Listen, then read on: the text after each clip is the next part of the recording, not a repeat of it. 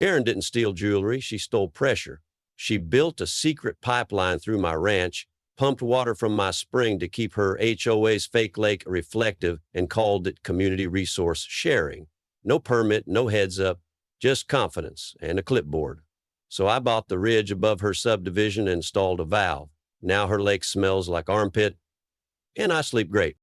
At 6:12 a.m., I was ankle deep in cracked mud, holding an empty coffee mug and staring at the metal trough that should have been brimming with spring water. The sun hadn't fully crested the ridge yet, but the air already smelled like dust and disappointment. My cattle stood around me, confused and snorting at the dirt like it owed them something. A buzzard circled overhead, way too early in the day for that kind of drama. I knelt down, tapped the pipe under the trough, and heard nothing. No water, no pressure, just a hollow echo like a bad omen in a cheap Western. That's when I knew something was off. I followed the pipeline upstream, past the east pasture, and through the brush line that marked the old boundary my grandfather carved into this land with nothing but a shovel and a stubborn streak. There was no break, no damage, no drought, just a strange new length of blue PVC pipe. Shiny, unnatural, and smug-looking, snaking out of my property line like it belonged there. I kept walking, boots crunching dry grass, until I hit the back fence, or rather, where the fence used to be. The posts had been yanked out like rotten teeth, the barbed wire coiled up and tossed aside like someone didn't think it mattered. Beyond that, a trench had been dug, sloppy, shallow, and clearly rushed, but the pipe kept going. About 30 yards past the fence, I found it, a concrete pump station freshly set with wiring not even buried yet. No sign, no warning, no permit, just a cheap little flag fluttering in the breeze that read, Sunset Haven Utility Zone Community Progress in Action. I nearly choked on my own spit. Sunset Haven was the new suburban development half a mile west, the one with ads full of drone shots, yoga moms, and eco-friendly fountains that somehow always seemed full. And now here they were, quietly tapping into my spring-fed line like I was just some bump on their spreadsheet. I stood there, hands on hips, the morning sun burning through my shirt, and stared at that pump like it had personally insulted my grandmother. This wasn't a leak. This wasn't a mistake. This was a covert operation in pastel-colored crime. They didn't ask, they didn't notify, they just rolled in with concrete and pipe and figured nobody'd notice, especially not the rancher who still checks his water by taste and not app. They probably thought I'd be too old, too out of touch, or too broke to fight back. But they forgot something. This land remembers, and I don't forget. I took a photo of the pump, the flag, the trench, and the exact GPS coordinates. Then I turned around and walked straight back to my porch, not saying a word. I didn't cuss, I didn't yell. I didn't even finish my coffee. I just sat down in the old rocker, boots still covered in mud, and stared at the horizon. This wasn't just theft. This was an invasion, and I was already planning my counterattack.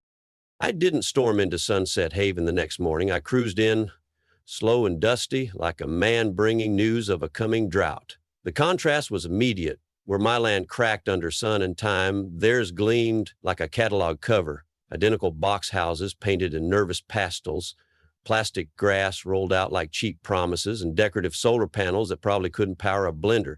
Little fountains burbled at every corner, recycling the same 6 gallons of stolen optimism. It was like walking into a mirage with a mortgage.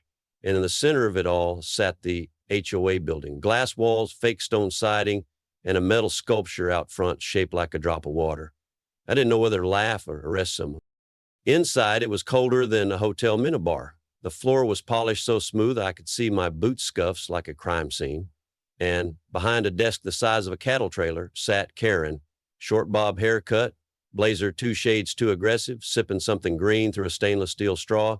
She glanced up, saw my mud-stained shirt, and smiled like someone meeting the person who just scratched their Tesla. "Oh, Mr. Miles, what a surprise. Can I help you with something today?" I didn't sit, I didn't small talk. I told her straight. "You've got a pump drawing water off my spring and a pipe running clean through my land. I want it removed." She blinked once, too slow to be innocent. Then she opened a binder the size of a phone book and began flipping like she was shopping for excuses. "Oh, that," she said with a syrupy hum. "We're expanding our utility infrastructure as part of our community's Green Growth Initiative. It was all approved under County Ordinance 27B. I asked her if she had a copy of that ordinance. She didn't. I asked who signed off. She mumbled something about planning commissions and environmental synergy. Then she pulled out a plaque map, wrinkled, low-res black and white, with a faint dotted line running right through my back pasture. See, she chirped. According to this, there's an old easement from decades ago. Nothing personal, just progress. I looked down at the paper and then back at her. Where's the signature from the landowner? I asked. She hesitated, flipped the page, then smiled, thinner than a cow fence. Well, it's stamped. That usually implies. I cut her off. Stamped ain't signed, and implied ain't lawful. She didn't like that. Her jaw twitched just barely, the way HOA types do when their clipboard power gets challenged by common sense. Look, she said, voice tightening. We're not trying to pick a fight. It's just water. It's for the greater good. I smiled back. Ma'am, that spring's been on my family's land since Roosevelt was president. My grandfather staked it, documented it, registered it. You're not drawing water.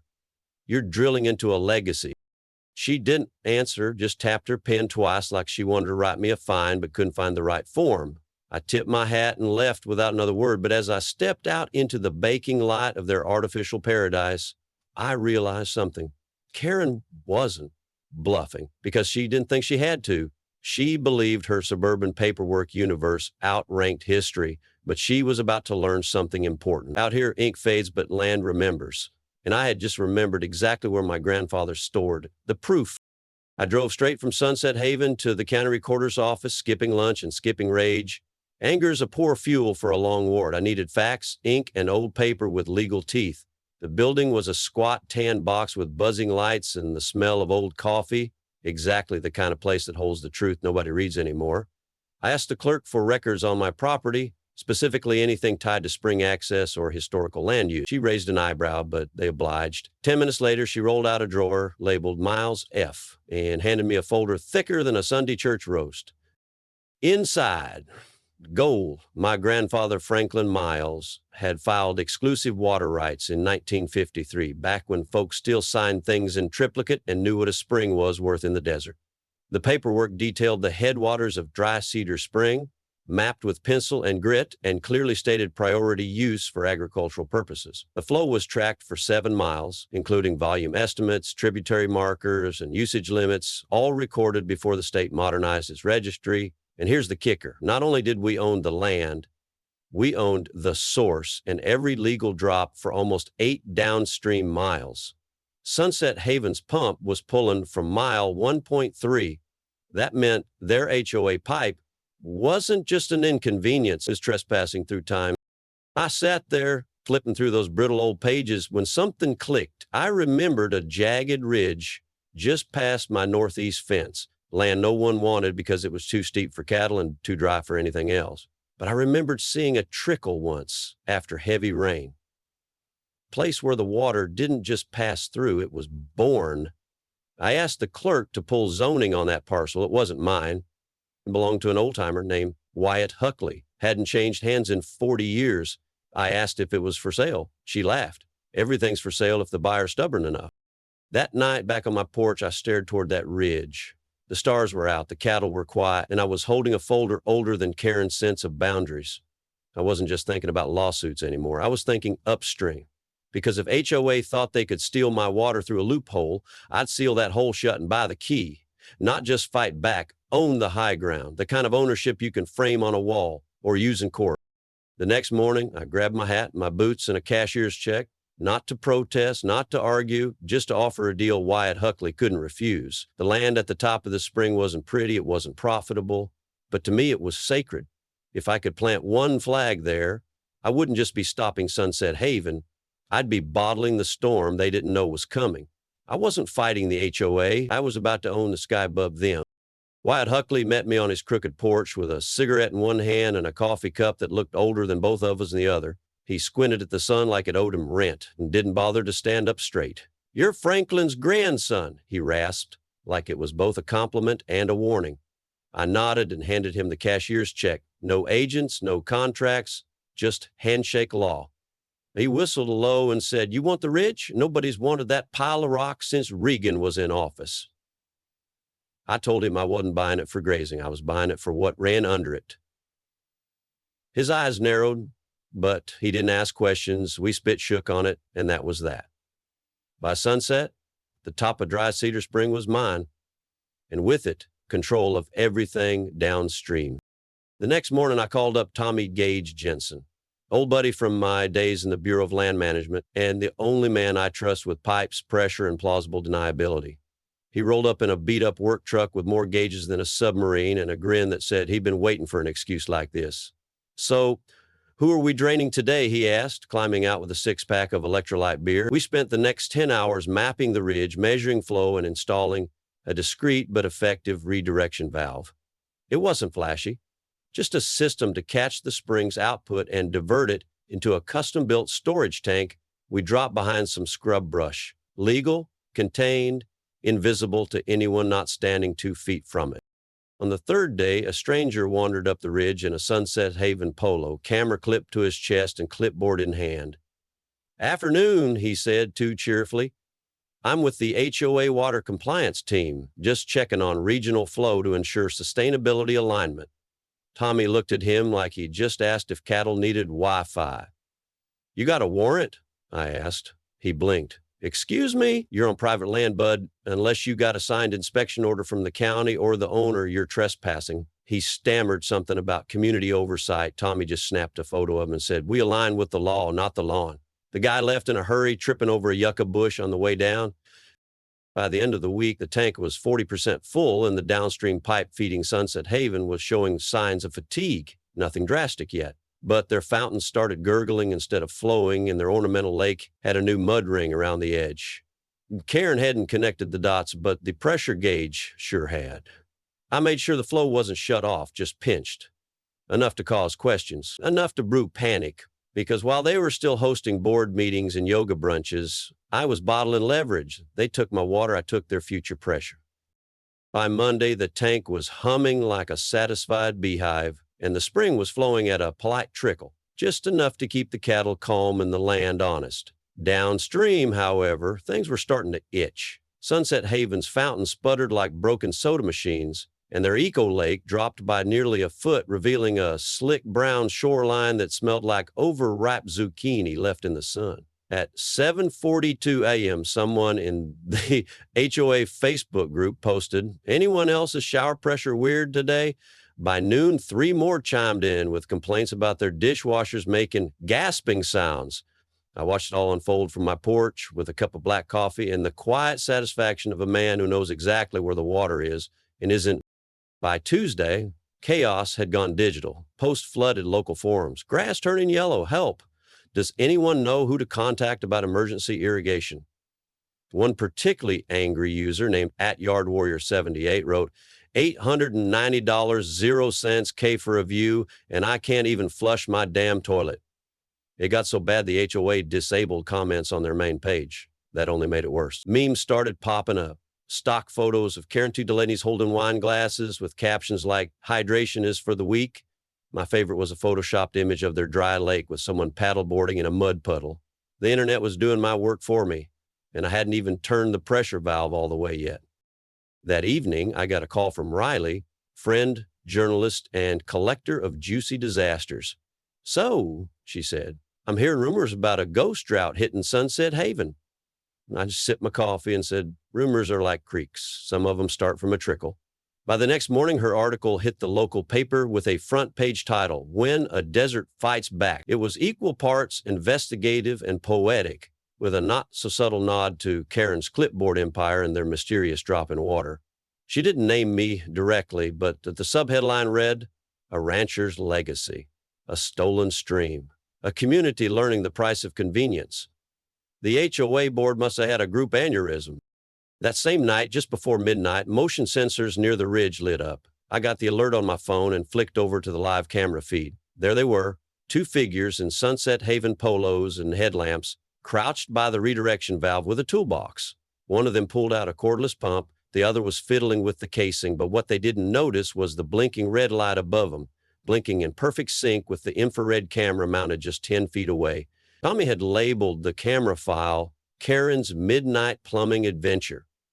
We exported the footage, clipped the timestamps, and sent it straight to the Arizona State Water Resources Board with the subject line that read, "Unauthorized interference with registered water control system, evidence attached." The board confirmed receipt within 12 hours. A week later, they opened an investigation into Sunset Haven Utility Management for illegal tampering with private water systems. Karen hadn't just poked the bear, she'd tripped the tripwire, and now the whole HOA was about to feel the heat. I leaned back in my chair, kicked off my boots, and smiled, because this wasn't just about dripping pipes anymore. This was about leverage, and I hadn't even squeezed yet. By the following week, a courier in khaki showed up at my gate with a thick envelope and the kind of smile that said, "I don't get paid enough for this." Inside, a civil complaint filed by Sunset Haven HOA with Karen Mallory listed as the representative. They were accusing me of malicious obstruction of community utilities, endangerment of residential health, and my personal favorite, weaponizing water resources. I read the whole thing while eating cornbread. No surprise, it reeked of desperation and lavender printer toner.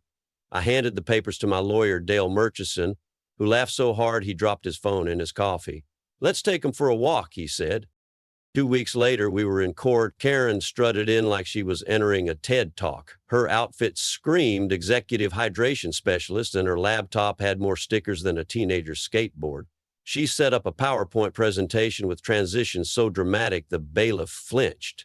Her slides included charts with fake flow graphs, a clip art water droplet wearing sunglasses, and a quote from a landscaping blog. She pointed at me across the courtroom and said, "This man is holding our community hostage." I raised my hand and asked if I could object on the grounds of bad graphic design. When it was our turn, Dale rolled in a dolly stacked with binders. We laid out the 1953 deed, the environmental clearance for the storage tank, hydrology reports from Tommy, and like the cherry on top, a drone video of two HOA stooges tampering with my valve at midnight, complete with timestamps and facial recognition. The judge leaned forward, squinting at the footage like he just realized he was watching a live episode of CSI HOA. Dale closed with, "Your Honor, not only does my client own the land, the spring, and the flow, he also owns every legal right to defend it." And he did, without lifting a finger or breaking a single law. Karen looked like someone had unplugged her PowerPoint mid-smack. The ruling wasn't dramatic. The judge didn't slam the gavel or yell. He just looked at Karen and asked one question. "Did you receive written permission from the property owner before building a pipeline through his land?" Karen stared, blinked, said nothing. The motion was denied. My rights were upheld. The HOA received a formal warning from the court regarding future trespassing and unauthorized construction. Dale high-fived me outside the courtroom. I bought him a beer and named it Cease and Desist Light. But Karen wasn't done. When logic fails, desperation gets creative. 2 days later, motion sensors triggered again. Same trail, same time of night. This time it wasn't a clipboard crew. It was Karen herself. She had parked a folding chair and a camping lantern near the edge of my property line, muttering to herself while fiddling with what looked like a portable hand pump.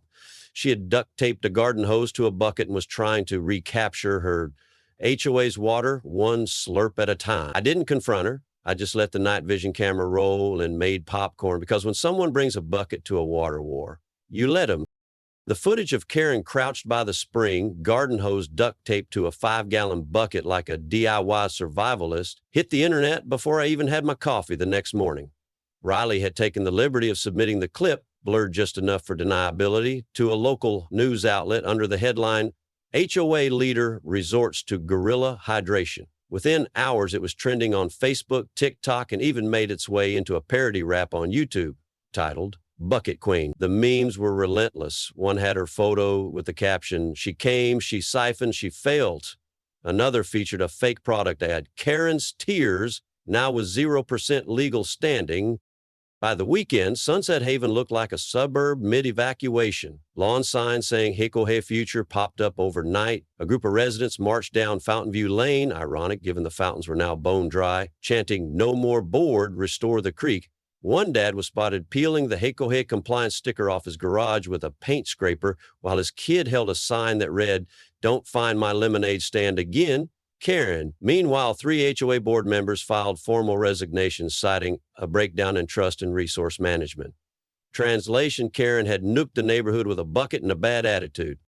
On Monday, a sleek black SUV pulled into my driveway. Out stepped Brent Tan, coiffed and reeking of eucalyptus cologne and corporate regret.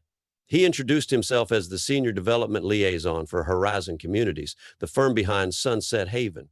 His handshake was firm, his smile rehearsed. "Mr. Miles, I believe we can find a mutually beneficial arrangement." He slid a folder across my table. "An offer to lease water rights at competitive market value with the promise of non-intrusive flow regulation and community partnership opportunities." I read one page, closed the folder, and pushed it back. "Let me guess," I said. "You're hoping I'm tired, flattered, or just dumb." He cleared his throat. "I was hoping reasonable." I stood up. "Reasonable people don't steal water and lie about it." Brent blinked, nodded slowly, and left his loafers kicking up my gravel like they didn't want to be there. That afternoon, a city enforcement officer showed up at Karen's address with a clipboard of his own, only his came with fines. She was officially cited for unauthorized extraction of a natural resource, trespassing, and unlicensed utility experimentation. She tried to claim it was a personal hydration exercise. The officer didn't laugh, but the internet did. The citation form got leaked, highlighted, redacted, and memed. My favorite? A screenshot with the caption, "Illegal Bucket Ops, Sunset Haven's Final Stand." 2 days later, someone on the edge of the community set up a folding table with a handwritten sign. "Real Creek water, $1, 0 cents per cup, Karen-free guaranteed." It started as a joke, but folks actually lined up. By noon, they had card readers and biodegradable cups. The guy running it was a former HOA supporter named Greg, who once petitioned to ban wind chimes. Now, he was shouting, "Taste the truth," while filling thermoses. I bought 2 cups, overpaid on purpose. But while Sunset Haven crumbled into satire, Brent hadn't disappeared. He returned with a different plan, not a lease this time, a buyout. Full purchase offer for my land, ranch, spring, and all. The number was big enough to make most folks stammer. I didn't. I just handed him a glass of tap water.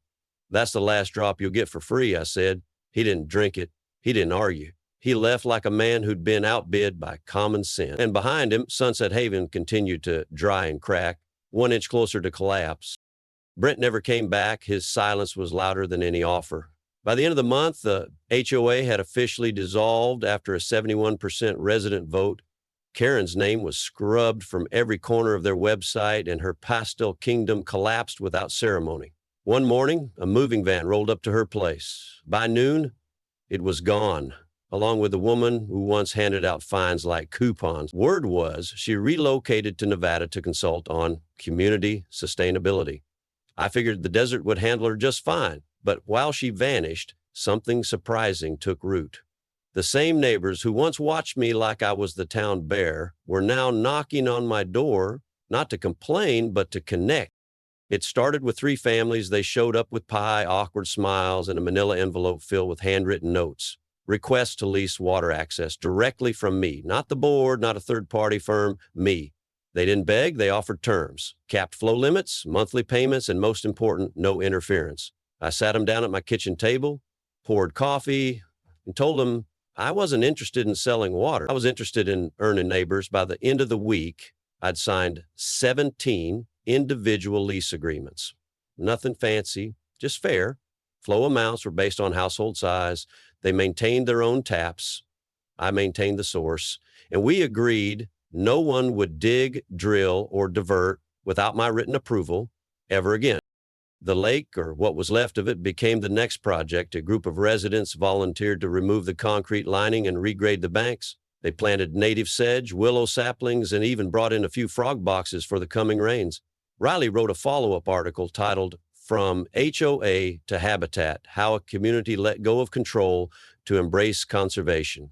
It got picked up by a regional environmental journal. She interviewed Greg, the guy from the water stand who now ran a neighborhood compost club. "We used to try to control nature," he said, smiling sheepishly. "Turns out it works better when we just let it breathe." One crisp Friday morning, I carved a wooden plaque from reclaimed cedar and mounted it on a weathered post near the spring head. The letters were hand-burned, no gold paint, no frills. It read, "Earn your water, respect the source." That day, a group of school kids hiked out with their science teacher to learn where their water came from. I gave them a short tour, let them dip their hands in the cold stream, and told them one simple truth: you don't own water, you borrow it. from the land, from the next season, from whoever's thirsty next. 2 weeks later, I got a call from the city council. Apparently, someone had submitted my name for consideration as a rural water policy advisor. They wanted me to consult on future zoning proposals, conservation planning, and land stewardship education. I laughed hard, told them I didn't do PowerPoints or podiums. The woman on the other end said, "That's exactly why we want you." I thought about it overnight. The next day, I called her back and agreed on one condition. No one, not a council, not a developer, not a board, could touch a drop of spring water without signed permission from its legal guardian. She paused, then said, "Deal." That evening, I walked out to the creek with Tommy and Riley. We stood by the water, now running clear and proud again, listening to the frogs return. The cattle grazed nearby. No fences needed, no clipboards in sight. Just peace, real peace. The kind that isn't silent, it flows. The kind that doesn't shout, it nourishes. And just as the wind picked up, Riley turned to me and asked, "So what now?" I smiled, glanced at the spring, said, "Now we'll remember how to be wild again." Sometimes the fight isn't about revenge. It's about reminding people that respect isn't optional when you're standing on borrowed ground. Karen thought water was just a resource, something to be piped, priced, and controlled. But out here, we know better. Water's a promise. You take care of it, and it takes care of you. And if someone tries to steal it, well, sometimes justice doesn't roar. It just trickles back where it belongs. If you enjoyed this story, give it a like, share it with someone who's ever had a Karen cross their boundary, and drop a comment below. What would you have done if someone tried to steal your spring? And remember, next time someone says, "It's just water," hand them a bucket and see how far they get. See y'all next time. Stay grounded.